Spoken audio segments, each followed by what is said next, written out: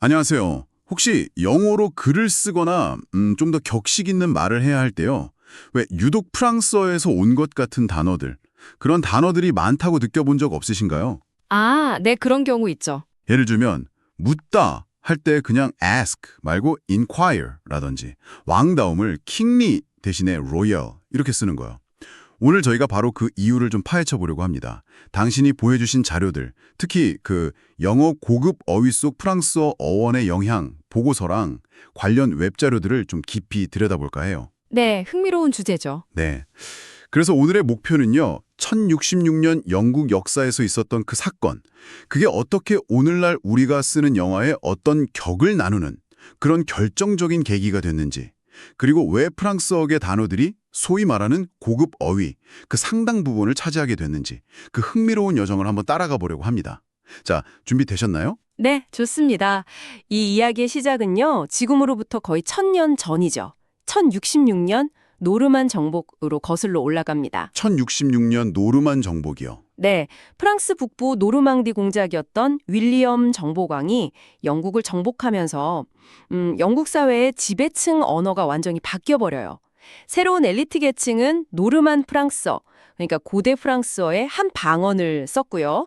기존의 영국 땅에서 쓰이던 고대 영어, 즉 앵글로색슨족의 게르만어 계통 언어 있잖아요. 네네. 이게 순식간에 지위가 낮아져서 주로 평민들이 쓰는 언어로 남게 된 거죠. 와, 그러니까 하루아침에 나라의 어떤 공식 언어가 바뀐 거네요.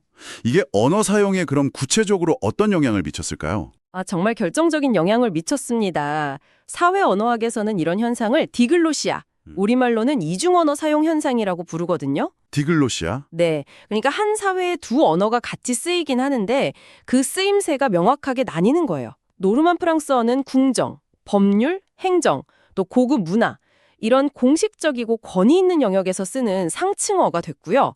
반면에 영어는 가정, 농업, 일상 대화 같은 비공식적인 영역에서 쓰이는 하층어로 기능하게 된 거죠. 아하, 그렇군요.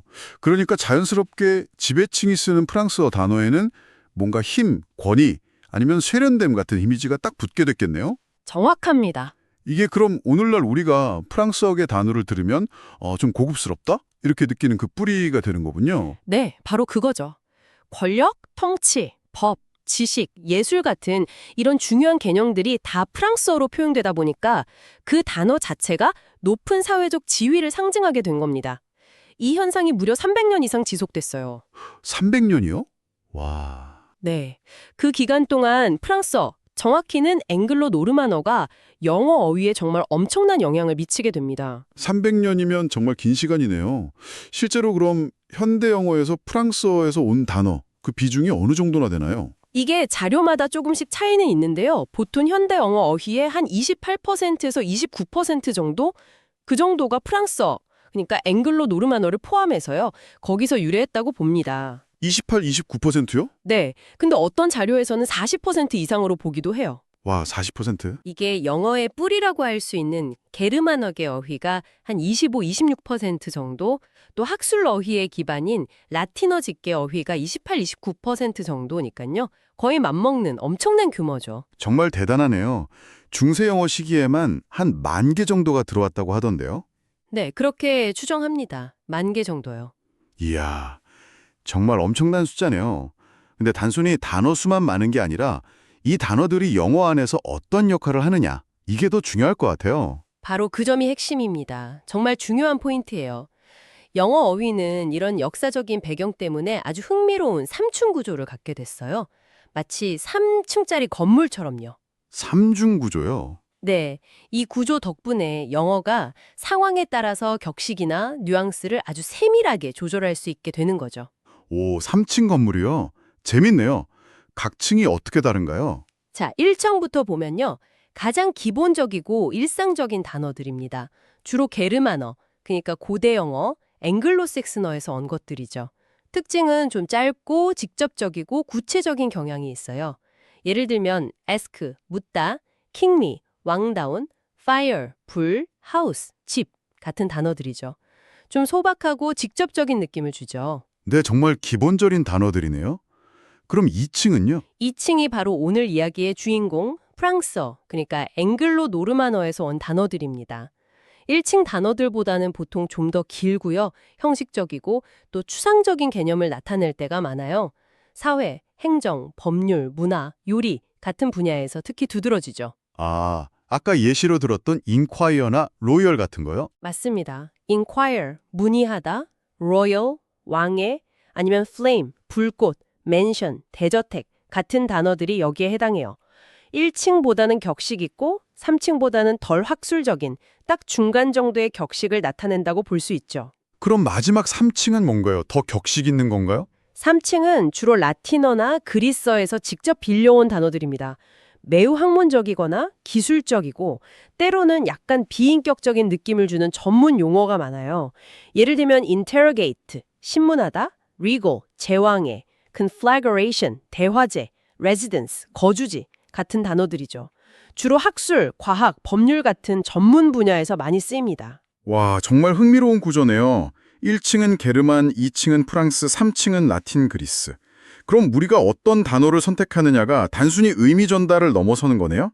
뭐랄까, 우리가 의도하는 격식 수준이나 그 상황의 공식성 같은 걸 드러내는 신호가 된다는 거군요. 네, 그렇습니다. 프랑스어계 단어에서 느껴지는 그 세련됨이나 격조 높음이라는 게 사실은 단어 자체의 속성이라기보다는 1000년 전의 그 사회 계급 구조가 언어에 남긴 어떤 흔적, 이렇게 볼 수도 있겠네요. 네, 정확히 보셨습니다.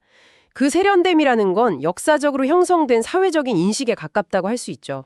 그리고 또 중요한 점이 이 삼중 구조의 동의어들이 완전히 같은 뜻은 아니라는 거예요. 아, 뉘앙스가 다르군요. 네, 미묘한 뉘앙스 차이가 존재합니다.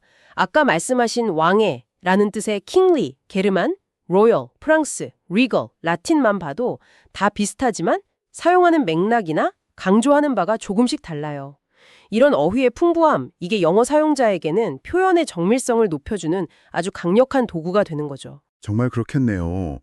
이런 구조를 가장 쉽고 재미있게 보여주는 예시가 바로 그 동물 이름하고 고기 이름의 차이라고 하던데요. 그거 맞나요? 네, 맞아요.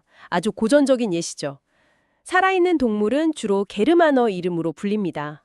예를 들어 cow, 소, pig, 돼지, sheep, 양처럼요. 네네. 이건 가축을 직접 키우고 돌봤던 그 앵글로색슨 농민들의 언어가 남은 결과죠. 아, 그런데 이 동물들이 이제 요리가 돼서 식탁에 올라오면 이름이 확 바뀐다는 거죠. 맞습니다. 식탁에 오른 고기는 주로 프랑스어를 쓰던 노르만 귀족들이 먹었잖아요. 아하. 그래서 프랑스어 이름으로 불리게 됩니다. 소고기는 beef, 프랑스어 보프에서 왔죠. 돼지고기는 pork, 프랑스어 pork, 양고기는 mutton, 프랑스어 모통, 이렇게요. 와, 진짜 신기하네요. 네, 이건 음식을 소비하는 문화, 특히 상류층의 식문화가 프랑스어의 영향권 아래 있었다는 걸 아주 극명하게 보여주는 증거죠. 듣고 보니 정말 그렇네요. 와, 또 다른 재미있는 증거 같은 거 없을까요? 같은 뿌리에서 나온 단어인데요. 서로 다른 시기에 영화로 들어오면서 형태나 의미가 약간 달라져서 공존하는 경우도 있어요. 이걸 이중어, 더블렛스라고 하는데요. 이중어요. 네, 예를 들어 게르만어의 well 소리를 간직한 초기 노르만 프랑스어 형태인 warranty, 보증이라는 단어가 있고요. 나중에 파리 중심의 프랑스어에서 W가 귀의 발음으로 바뀐 후에 들어온 guarantee, 보증이라는 단어가 또 있어요. 아, warranty랑 guarantee요. 네. 둘 다 쓰잖아요. 네, 둘 다 쓰죠. 의미는 비슷하게 보증인데 보통 개런티가 좀 더 법적이거나 공식적인 느낌을 주죠. 이런 예들은 프랑스어의 영향력이 그냥 한 번에 끝난 게 아니라 아주 오랜 기간에 걸쳐서 지속적으로 이루어졌다는 걸 보여줍니다. 그렇군요. 아까 특정 분야에서는 프랑스어 영향력이 특히 강하게 나타난다고 하셨는데 어떤 분야들이 있을까요? 가장 대표적인 분야는 역시 권력의 언어라고 할 수 있는 법률 그리고 통치 분야입니다. 아, 법률이랑 통치요? 네, 노르만 정복 이후에 영국의 법률이나 행정 시스템 자체가 프랑스어를 기반으로 완전히 재편되었기 때문이죠. justice, 정의, 사법, judge, 판사, jury, 배심원단, court, 법정, government, 정부, parliament, 의회, authority, 권위 같은 핵심 용어들 이게 전부 프랑스어에서 온 겁니다. 와, 정말 핵심 단어들이네요. 네. 심지어 기존에 쓰이던 고대 영어 법률 용어들이 아예 프랑스어 단어로 대체되는 경우도 많았어요. 정복자들의 언어였으니까 그럼 군사 분야도 빼놓을 수 없겠네요. 당연하죠. Army, 군대, Navy, 해군, Battle, 전투, Soldier, 군인, Captain, 대위 같은 기본적인 군사 용어들이 초기에 많이 들어왔고요. 그 이후에도 프랑스가 군사 강국으로 계속 영향력을 행사하면서 strategy, 전략, logistics, 병참, reconnaissance, 정찰 같은 근대적인 군사 용어들도 프랑스어를 통해서 많이 유입되었습니다. 그렇군요. 문화적인 측면은 어때요? 아까 그 세련됨과 관련해서요? 예술, 아트, 뮤직, 댄스, 티어터, 포트레이트 이런 분야들, 그러니까 소위 말하는 고급 문화나 세련된 생활 양식과 관련된 어휘에서도 프랑스어의 영향이 아주 두드러집니다. 아, 오트큐틀 같은 거요? 맞아요. 오트큐트로 고급 맞춤 의상이나 식, 세련된 같은 단어들은 프랑스 문화가 가진 어떤 프레스티지, 명성을 그대로 보여주는 예시죠. 듣고 보니 정말 많은 분야에 영향을 미쳤네요. 근데 단순히 단어만 이렇게 빌려온 게 아니라 영어가 새로운 단어를 만드는 그 방식 자체에도 영향을 미쳤다고 들었어요. 이건 무슨 얘기인가요? 아, 네. 그거 아주 중요한 지점입니다. 프랑스어는 영어에게 추상적인 개념을 만들고 표현하는 도구 자체를 제공했어요. 그러니까 형태론적인 요소들을 대거 제공한 거죠. 도구요? 네, 특히 추상 명사를 만드는 전미사들이 아주 큰 역할을 했습니다. 예를 들어 상태나 행위를 나타내는 멘트 있죠. government, movement 할 때. 네네. 그리고 ence나 ense, importance, difference 할 때 쓰는 거예요. 또 티션이나 션, nation, decision 같은 단어들.